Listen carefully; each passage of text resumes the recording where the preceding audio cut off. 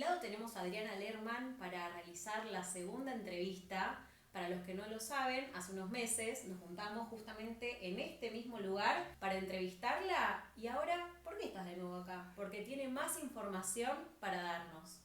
¿Cómo estás, Adriana? ¿Qué tal? La verdad, un placer volver a ser entrevistada por vos, Tami. Lo mismo digo. La verdad que la otra entrevista fue súper emocionante y justamente tenía ganas de seguir contándote un poco la historia y también compartirles los nuevos descubrimientos que hice después de que terminó mi libro y en todo este tiempo, desde que terminó mi libro hasta ahora, que la investigación continuó, así que hay muchas novedades para poder compartirles. Para los que no saben, ¿qué libro escribiste? Sí, el libro se llama El dolor de estar vivo, que está en todas las librerías del país. Lo publicó la editorial El Ateneo en diciembre del 2022. Y la verdad que es una historia de mi abuelo, de cómo él logró salvarse del holocausto. Es una historia muy particular porque es la historia del inmigrante, la historia de cómo él logra escapar de su ciudad natal, viendo justamente este peligro y estos riesgos que él tenía, que él se la vio venir, y cómo con mucha dificultad, con riesgos, finalmente él logra atravesar todas estas vallas que le pone el mundo hasta poder llegar a la Argentina y acá rehacer su vida, obviamente surcado por esta tragedia descomunal que fue el holocausto, que le arrebató a toda su familia.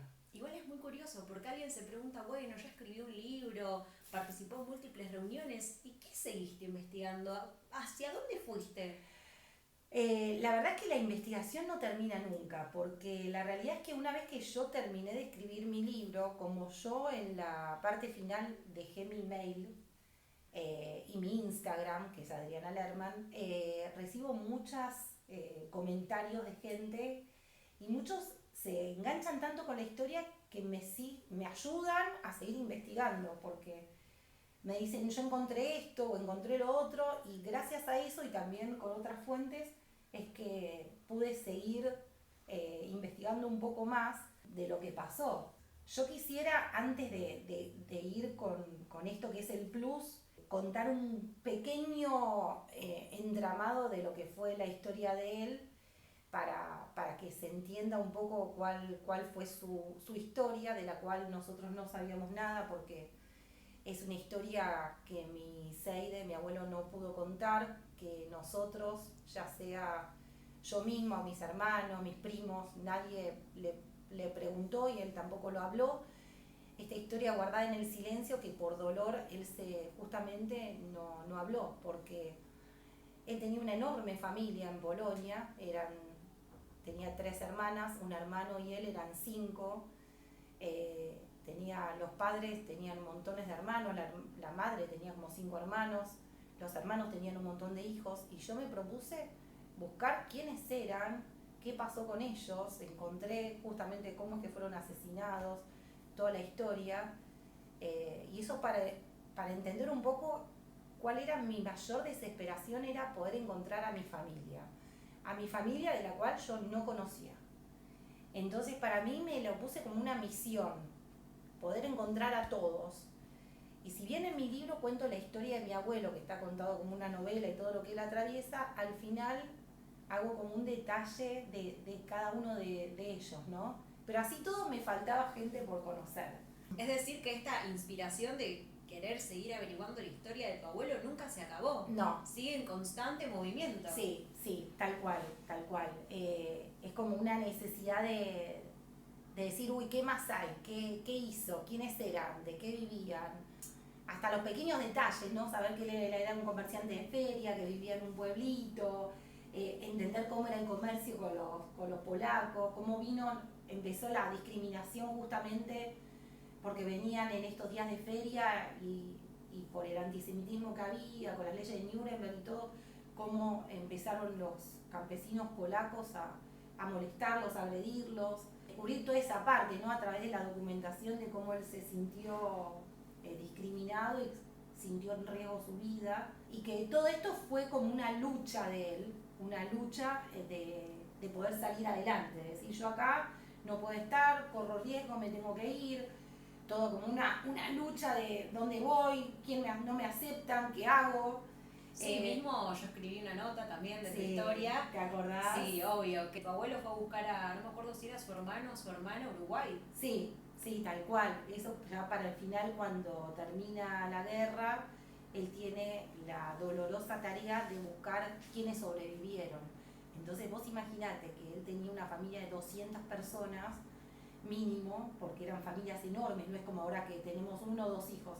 En esa época eran religiosos, tenían 5, 6, 7 hijos, así que imagínate lo que fue para él encontrar un solo hermano, y la lucha de él justamente esa fue, después de la tragedia, poder reencontrarse y rescatarlo a un único hermano. Entonces es todo muy doloroso, tanto para él como para el hermano, y bueno, y no lo pudieron hablar, pero yo pienso, como la pregunta que me hiciste justo antes de la entrevista, si querés, obvio, que me dijiste qué pensaría tu abuelo si te viera, ¿no? O sea, todo lo que él se cayó, claro, está acá. Sí, cómo pude yo descubrir y como hacerle el honor, ¿no? Yo creo que realmente él estaría muy contento de que lo que él no pudo contar hoy se conozca, ¿no? Porque, mira, te quiero mostrar algunas cositas. Empezamos con lo que no está en el libro para A ver, los plus. Este es el libro El Iskor-Book de Ostrowiec, ¿sí? Justamente este es el libro con el que empezó la investigación, porque es el que encontró mi papá después del fallecimiento de mi abuelo, y que cuando él lo abrió, que tenía una cintita a modo de señalador, él lo que encuentra en este libro, por el cual empieza esta investigación, este libro tenía marcado con esta cintita, cuando mi papá la abre, y lo que ve es esta foto, que es un grupo sionista en Osarou, que es el pueblo donde él vivía, y marcado con una cruz, que aquí está mi abuelo. Entonces, con esta foto, yo digo, es por esta foto que empieza la investigación. Pero este libro tiene muchas más cosas, no solamente eso. Por ejemplo, descubrir que mi abuelo formó parte del comité de redacción de este libro, y que él mismo escribió en este libro un capítulo entero sobre la tragedia, y escribió acerca de lo que le pasó a su hermano, a su familia, a su madre, pero él no pudo contar su propia historia. Contó la historia de su hermano, de lo que pasó justamente cuando fue la ocupación de los nazis, por los relatos de su hermano, pero él no pudo contar su propia historia, contó la historia del hermano, pero lo que él sufrió viniendo antes de la guerra, él se lo guardó. Y el dolor de haber perdido a toda la familia, se lo guardó también, así que es muy duro. Es que encima me imagino no puedo ponerme en tu lugar ni de casualidad, ¿no? Porque no lo viví, pero el hecho de estar agarrando cosas de tu abuelo que ya había fallecido y encontrar este libro y decir, ¿qué hace mi abuelo acá? ¿Qué es esto que escribió? Totalmente. ¿Qué está pasando? ¿De qué no me enteré? Sí, no solamente tal cual, y no solamente eso, sino que te voy a mostrar algo más, que esto no está en el libro, que acá, en la primera hoja del libro Iskor-Book de Ostrowiec, que está escrito con letra manuscrita, mi abuelo dejó un testimonio. Esto no está en el libro, esto te lo cuento ahora en la entrevista, que vos fijate, esto lo escribió el 23 de marzo de 1980, y acá mi abuelo escribe los aniversarios de los fallecimientos, está en yiddish. Él cuenta que el padre murió antes de la guerra, en 1933, y después cuando habla de su madre y sus hermanas, él dice, directamente está escrito en yiddish, que fueron deportadas, arrancadas de sus casas y llevadas en vagones cerrados hacia el campo de concentración de Treblinka.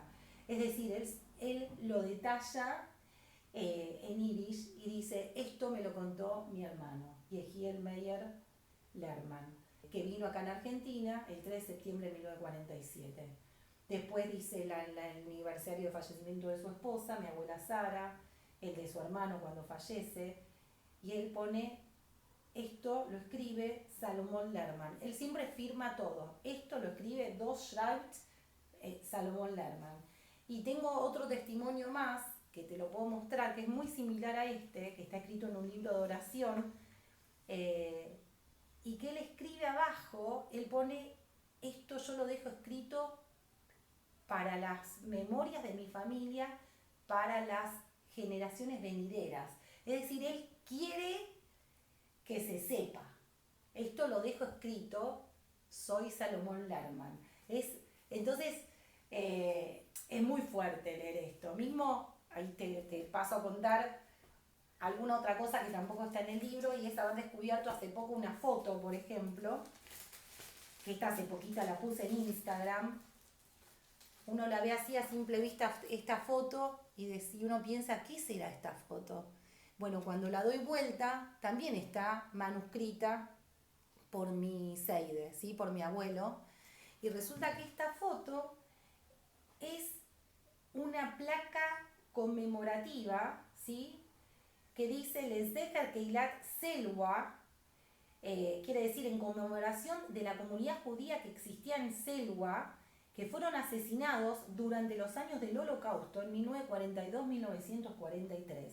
Y al dorso, mi abuelo le escribe, él fue a Israel, ahora explico qué es, y él hizo poner en el monte de Zion esta placa. Y le escribe a mi abuela, Sara, le dice, yo hice poner una placa en el monte de Zion. También está allá del pueblo de nuestros padres. Y aquí te mando, de la placa no salió muy bien, pero voy a sacar otra. Te pido, mandale que lo vean las chicas. Las chicas vienen a ser las hermanas. Mostrarles a las chicas, porque Selwa es el pueblo de mi abuela Sara.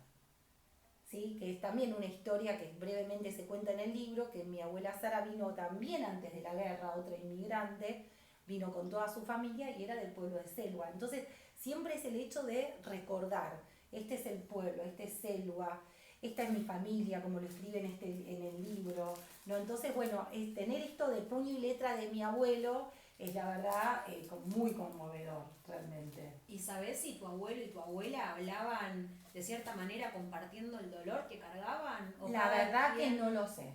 Realmente desconozco si ellos hablaban entre sí de esto. No lo sé.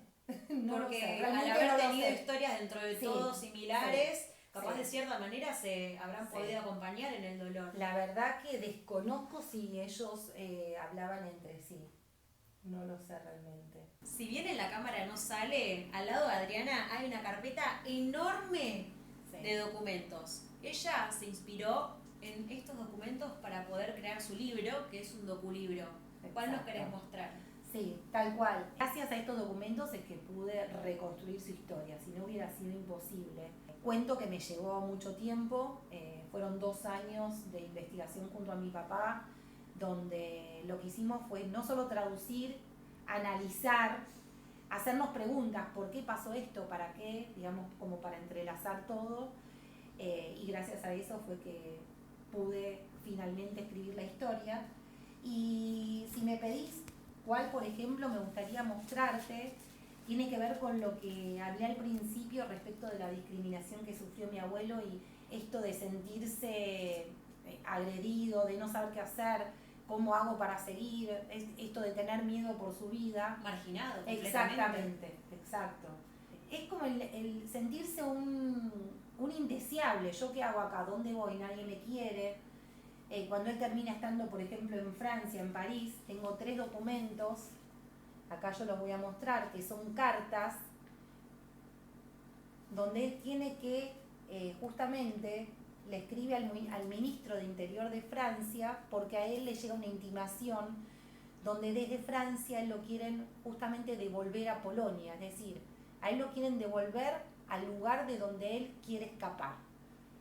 Es decir, corre riesgo su vida, él se escapa, pero de este país donde llega, en vez de acogerlo como una persona de que necesita asilo, justamente le dicen, usted tiene que volver a Polonia. Y él lo que hace justamente es escribir cartas que están en primera persona, por eso son tan importantes y son documentos tan valiosos, donde él dice, yo llegué a París con un pasaporte colectivo, esto lo hice porque soy un refugiado, porque en mi ciudad natal, donde yo comercializaba, he sido maltratado por campesinos antisemitas que pusieron en riesgo mi vida. Y él le dice, yo le suplico, esta es la palabra que él usa, yo le suplico, señor ministro, que me otorgue la ciudadanía en Francia, y yo no pretendo sacarle el puesto de un trabajador francés, porque tengo los medios para solventarme. Es decir, él trata de convencerlo de cualquier manera, por favor déjeme vivir acá. Trabajo quería. No, él dice, yo tengo acá para vivir y no voy a quitarle el trabajo a un ciudadano francés. Porque muchas veces lo que pasaba es que justamente los países, la excusa que ponían es, van a venir estos judíos a sacar el trabajo de la gente del país. Entonces él lo que dice, porque es un argumento muy antisemita, ¿no? Nos van a venir a quitar el trabajo. Yo tengo discriminatorio. Exactamente. Yo tengo los medios para solventarme. Y no solamente le dice eso, sino que la desesperación de mi abuelo que le dice, estoy dispuesto a hacer el servicio militar si esta medida pudiera tomarse en consideración. Fíjate la desesperación de hasta decir eso. Así que bueno, para mí estos documentos son valiosísimos. Obviamente, bueno, ya sabemos cuál es la respuesta del ministro, también la van a ver cuando lean mi libro, así que no voy a contar todo para dejar un poco de suspenso. Sí, a mí me llama la atención cómo hoy en día nos seguimos horrorizando por todas las cosas que pasan en el mundo, cuando hace menos de 100 años pasaban este tipo de cosas y todo el mundo miraba por un costado. Totalmente, totalmente. Es así.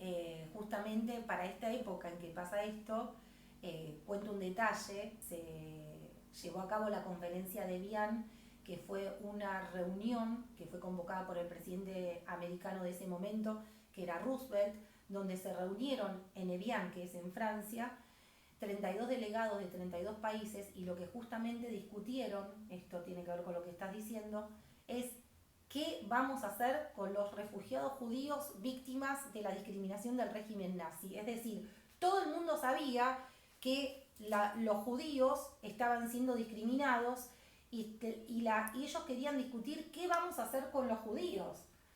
Y esto podía haber cambiado la historia, porque si estos 32 delegados hubieran dicho vamos a aumentar las cuotas de inmigración, los vamos a recibir porque están siendo discriminados y están en peligro y los están atacando y los están echando de todos lados, hubiera sido diferente. Pero acá lo que ocurrió es que justamente no solo miraron para otro lado, lo que hicieron fue tomar la decisión de cerrar las cuotas de la inmigración, y eso hizo que la mayoría de los judíos queden varados en sus ciudades de origen, y cuando vino el Holocausto no tuvieron tiempo de escapar porque ningún país los recibió. ¿Qué es lo que le pasó a mi abuelo? Pero él tuvo cierta suerte y astucia como para encontrar la salida. Entonces es más grave que mirar para otro lado, porque acá hubo como una decisión de no recibirlos. Así que yo digo en mi libro que hubo también complicidad de un mundo que miró para otro lado y que dejó que esto ocurra. Además, en ese entonces ocurría algo que lamentablemente hace poco volvió a suceder de vuelta, que no estaba mal visto discriminar a la persona que es judía. Exacto. Que en ese entonces se podía discriminar sin ningún tipo de tabú ni nada, y ahora también está ocurriendo lo mismo. Sí, en esa época no solamente que discriminaban, digamos, obviamente abiertamente, sino que había leyes que avalaban eso, que eran las leyes de Nuremberg, donde directamente se hablaba de supremacía de raza aria, donde revocaban la ciudadanía a los judíos alemanes, te obligaban a poner el nombre Sara o Israel en el pasaporte, los señalaban, los sacaban de la vida pública, después los empezaron a echar de los colegios, no podían natatorios públicos, no podían caminar por la misma vereda, es decir, hubo montones, cientos y cientos de leyes hacia los judíos, así que fue terrible. Así que uno se pone en el lugar en esa época y uno dice, uy, ¿cómo pudieron vivir con eso, no? Pero bueno, esa es la historia y eso fue lo que llevó justamente al Holocausto y bueno, y esta pérdida enorme. Y justamente yo también admiro mucho tu trabajo porque hay que seguir divulgando, hay que seguir difundiendo, por más que se crea que no va a volver a suceder, las cosas lamentablemente a veces tienden a la repetición, el pueblo que es ignorante tiende a repetir sus errores, sí, entonces hay que comunicarlo las veces que haga falta. Totalmente, nuestra misión es seguir mostrando y por suerte que yo tengo estos documentos donde puedo leerlo de puño y letra de ellos, ¿no? De lo que pasó. Justamente, si querés te muestro un documento más. Carta de la familia. Ahí está. Esta carta, por ejemplo, para mí es uno de mis documentos favoritos, porque es la familia la que le escribe cuando mi abuelo está acá en Argentina, y acá uno siente la preocupación de la madre, de la hermana, cómo ellos tenían vidas plenas, que con los trabajos, con los chicos que estaban estudiando, la hermana que le habla de la librería, de lo que vende, que no vende, le habla de la mamá, le dice, si vos la vieras a nuestra madre, está más linda que antes, está más linda que nunca. Es decir, esta como una cotidianeidad, ¿no? Y esto bueno, tenían una vida alegre y con su familia, con los chicos que iban de acá para allá, y que de repente los mataron a todos. Entonces, eso es terrible. Y la madre, la madre que se preocupa, que le dice, sí, también te van a echar, no tenés miedo de andar por las calles. Es decir, una madre que está totalmente preocupada de que no le pase, de que él esté bien, de que no sienta esta discriminación, ahí vas a estar bien. Le dice, ya quisiera que no tengas más que deambular. Es que también si nos ponemos a pensar en el lugar de tu bisabuela, exacto, lo que significa tener un hijo exacto, afuera del país, sí, que andás a ver cómo vive, cómo come, sin la tecnología exacto, que tenemos hoy en día. Totalmente. Las cosas eran completamente diferentes, y estoy segura que tu bisabuela de cierta manera también la sufrió por ese lado. Totalmente. Antes del Holocausto. Totalmente. El hecho de tener un hijo lejos. Exacto. Y que también tu abuelo tuvo la valentía de decir, yo no quiero esto para mi vida, noto la discriminación que hay acá, me alejo de mi familia si es necesario, yo de acá me voy. Exacto. Y además tuvo el apoyo de la familia, porque con mi papá, cuando investigamos esta carta, es muy interesante cuando pensamos no solo por lo que dice, sino que entendíamos cómo era la familia por lo que no dice. Porque esta carta nunca la mamá le dice, te extraño, volvé, quiero que vuelvas. No, siempre lo apoya a seguir. Por eso tuvo la contención y esta red que le permitió a él seguir adelante, y que priorizó justamente su mamá, que su hijo esté seguro ante la comodidad de ella. Y ella sabía que no lo iba a volver a ver. Imagínate en esa época los viajes en barco, lo que eran. Tal vez estaban 20 días, un mes navegando, porque tocaban varios puertos hasta llegar a destino. Es como que sabían que se iba y tal vez no lo iba a volver a ver, pero era priorizar el hijo, que esté bien, y al final resultó que los que fueron asesinados fueron todos ellos, ¿no? Definitivamente es una prueba de amor incondicional. Total, es una prueba de amor incondicional. No cualquier madre hace Yo, gracias a mi libro, pude como conocer a mi bisabuela, sentí quién era ella, quién eran sus hermanas, qué pasó con ella, justamente para contarte un poquito más acerca del post-investigación. Pude hace poco enterarme las hermanas con quién estaban casadas, cuántos hijos tenían, los nombres. Y te voy a mostrar algo justamente que tiene que ver con uno de mis lectores. Serían tus tíos abuelos. Claro, exacto. Y para mí era muy importante... Que encima debes haber tenido un montón. Claro. Con las numerosas que eran la familia. Exactamente. Y no solamente eso, sino que yo quería saber quiénes eran sus hijos.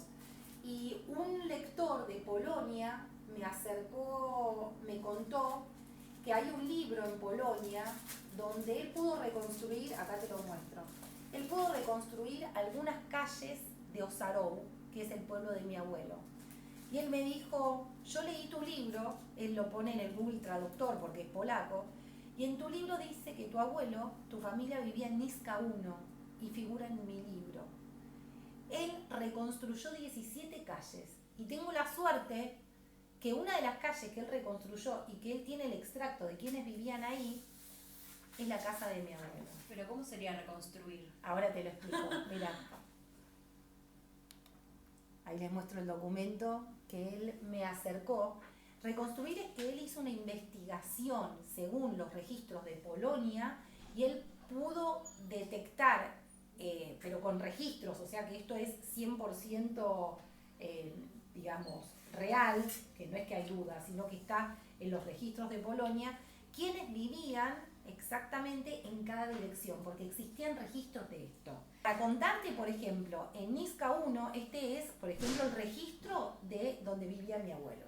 Sí, ahí veo el nombre. Niska 1 vive Lerman, Klachman, Malka, es decir, la dueña es Malka Klachman, su madre, ¿sí? Hija de Hilmayer y Laia Epstein, que son sus padres, ¿sí? Nacida en 1876 en Ozarou. Después dice que es comerciante, ¿sí? Y después dice que esto es, la verdad que es muy interesante, una palabra que la voy a mostrar que dice Mosesowi. No sé cómo se dice en polaco, pero esta palabra, yo dije, ¿qué quiere decir? Bueno, lo que quiere decir Mosesowi le pone la religión, judía, ¿sí? En el registro figura la religión. ¿Y qué quiere decir Mosesowi? Algo así como la religión de Moisés. Mira. Es Moisés, de Moisés, hija de Moisés. Lo que nosotros en la jerga a veces decimos, vos sos Moisés, Sí, yo me claro. me lo relaciono Se puede con asociar, eso, se puede sí. asociar. Bueno, ellos decían a los judíos como son de Moisés, Mosesowi. Entonces, la de religión judía, desde su nacimiento vive en Ozarou. En esta misma dirección vivía Lerman Slama, mi abuelo, hijo de Nusim y Malka Klachman, nació el 21 de enero de 1908, su hijo judío, o sea, Mosesowi, ¿sí? Está la fecha en que fue inscrito esto, ¿sí? Y también está una de sus hermanas, la más chica, porque él tiene una hermana más grande que se llama Jaya Rivka, que ya no vivía acá porque estaba casada, pero sí vivía con él la hermana más chica, que él era de 1908 y la hermana de 1914, ¿sí? Se llevan como 6 años. Lerman Ajdla, o sea, Aidel, hija de Nusim y Malka Klachman, que nació en 1914, también obviamente judía, desde su nacimiento nació en Ozarou, se mudó luego a Ostroviec, figura la dirección de Ostroviec, y luego figura el nombre de uno de sus hijos. Ella tuvo 4 hijos, pero acá figura el primer hijo que él tiene, el hijo mayor, y para mi sorpresa, el nombre es Lerman Natán. Y yo cuando vi esto, me agarró una cosa acá en el pecho, porque el hijo de la hermana, es decir, su sobrino, se llamaba igual que mi papá. Mi papá era Natán Lerman, Natalio Lerman.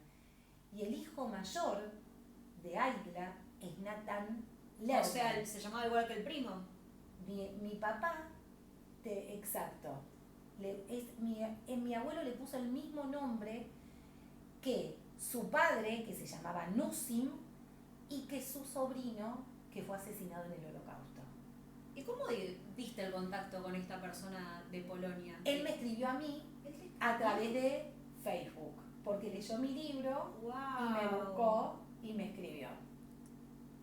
¿Y descubriste más cosas? Exacto. Por ejemplo, este Lerman Natán, que es el hijo, bueno, está la fecha incluso de su nacimiento, ¿sí? Que es en 1936, así que imagínate, si haces la cuenta, en 1943, cuando él es asesinado, tiene 7 años. Él tenía un hermanito que nació en 1940, tenía 3 años cuando fue asesinado en Treblinka. Estas son las pequeñas cositas que yo dije, bueno, descubrí quién es, sé su nombre y ahora me siento que lo pude rescatar del olvido. Es Natán Lerman y su hermanito era Moshe Lerman. Y al fin y al cabo es seguir descubriendo más familiares. Exacto. Que tuvieron una trágica historia y que vos de cierta manera la estás desterrando. Exactamente. Para comunicarlo y que realmente se sepa qué fue lo que ocurrió durante la Segunda Guerra Mundial. Exacto. Y lo que hice justamente es para cerrar esta investigación y cerrar, ¿cómo puedo decir? Este descubrimiento, lo que logré hacer es escribir hojas testimoniales de Yad Vashem, que las voy a mostrar. Para los que no saben, Yad Vashem es el Museo del Holocausto que se encuentra en Israel y es el más grande del mundo. Exacto. Donde se conmemora justamente todo lo que ocurrió y tiene una audioguía y te explican absolutamente todo lo que ocurrió. Lo que hice fue llenar hojas testimoniales acerca de toda mi familia que yo descubrí con mi investigación. Y esta es una forma para mí de poder plasmarlo, de poder escribirlo y decir, acá están, estas hojas testimoniales están en línea, ahora ellos ya figuran en lo que viene a ser la sala de los nombres.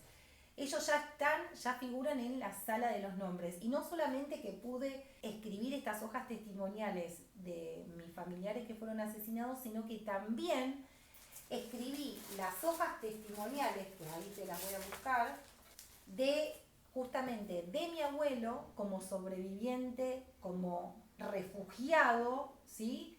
Y también de su hermano y de su sobrino. Ahí te las muestro. Dale, sí, y aparte también me pongo a pensar en el lugar del museo.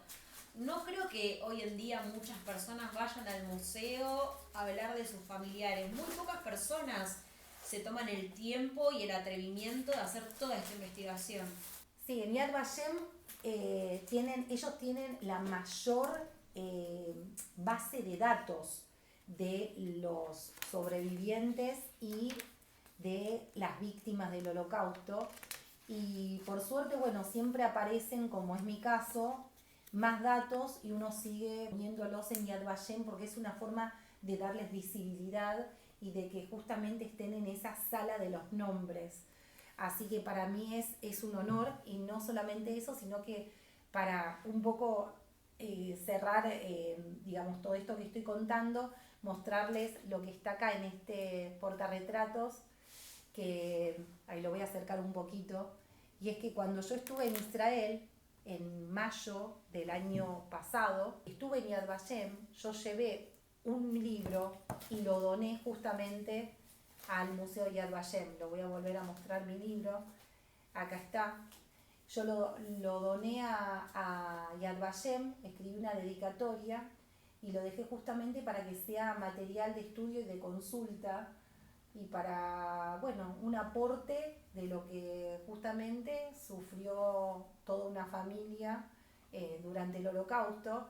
Y hoy, justamente antes de empezar la entrevista con vos, tratábamos de leer lo que me pusieron. Sí, que está en inglés. Que está en inglés. Con palabras muy difíciles. Sí, pero la verdad que, bueno, me dio mucha emoción porque justamente acá dice que Yad Vashem es la librería más grande e importante que publica material sobre el Holocausto, que tiene 180.000 títulos, y lo que me agradecen a mí es justamente haber dejado este libro, y que esto va a continuar siendo para consulta y para información acerca del Holocausto, y representa para la humanidad justamente tener información con la cual poder seguir investigando y poder lidiar de alguna forma con este dolor y este trauma de lo que representó realmente para la humanidad y para la historia de la humanidad entera. Así que bueno, la verdad que es la primera vez que lo muestro y estoy sumamente orgullosa de esto. Me acuerdo cuando se lo mostré a mi papá, me dijo, la verdad, me acuerdo el rostro, ¿no?, de emoción, de decir, qué bien que pudiste dejar ese libro, es cola cabot, ¿no? O sea, es un cabot más de decir, bueno, que una misión más cumplida. Y pensar que tu abuelo está en el Museo Memorial del Holocausto más Exacto. grande del mundo. Sí. Me imagino que a partir de eso has tenido más contactos, más llamadas, sí, más mensajes. Sí, en general a veces no sé bien de dónde vienen los mensajes, pero sí, ¿no? Es una forma de que esté, ¿no? De lo que es el libro, de sacarlos del olvido y de mostrar que ahí están. Y que también gracias al libro pudiste lograr aún más, tener más información. Exacto, que me ayudó a poder seguir investigando y aún tener más información y a tener relación también con el resto de la gente, que me encanta. Y seguro sos una fuente de inspiración porque sí. Deben haber muchas personas que también perdieron muchos familiares durante la Segunda Guerra Mundial, y seguro que dijeron, si Adriana pudo lograr todo esto, yo también lo puedo lograr. Yo también puedo hacer la investigación. Es lo que yo digo, yo a la gente le digo lo mismo, si yo lo pude hacer, investigar, se puede, con tenacidad, lo podés lograr. Yo sé que a veces es difícil, que a veces no tienen tanto material, pero siempre alguna cosita encontrás, y eso es como que te llena un poco el alma, ¿no? Porque, bueno, uno siente que está haciendo algo por todas estas personas que ya no están y que injustamente les arrebataron la vida sin ningún sentido, ¿no? Así que bueno, yo lo único que digo es que esperemos que esto sirva, que ya no haya más masacres como obviamente hace poco vivimos la del 7 de octubre, que por esto mismo vamos a seguir levantando nuestra voz para seguir mostrando lo que está pasando, lo que pasó y para seguir mostrándole al mundo a no ser indiferente, a comprometerse y bueno, y esta es mi misión, justamente seguir hablando. ¿Y qué podrías recomendarle a esas personas que actualmente se sienten discriminadas, oprimidas? Que no se tienen que callar, que de alguna forma tienen que tratar de hablarlo con alguien, de tener que no quedarse escondidos, esto hay que hablarlo, y que no quedarnos callados, porque ya una vez nos pasó que nos escondíamos en los roperos cuando venían los pogroms y ya no somos más esos judíos. Hoy tenemos que hablar, tenemos que hacernos valer y que no nos vamos a esconder más y que justamente no queremos la violencia, no queremos discriminación, pero no queremos ser atacados, ¿sí? Así que, bueno, eso sería todo.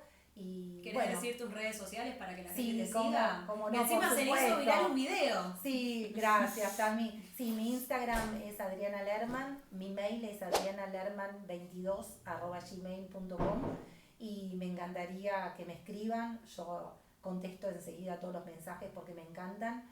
Así que bueno, la verdad que bueno, un placer que me hayas entrevistado realmente. Lo mismo digo. Poder haber sacado a la luz otras cosas de la investigación que no suelo contar. Dentro de unos meses hacemos otra. Total, investigaciones. Totalmente, sí. Totalmente. Gracias. Gracias, Tami. Gracias a vos, sos una genia. Gracias.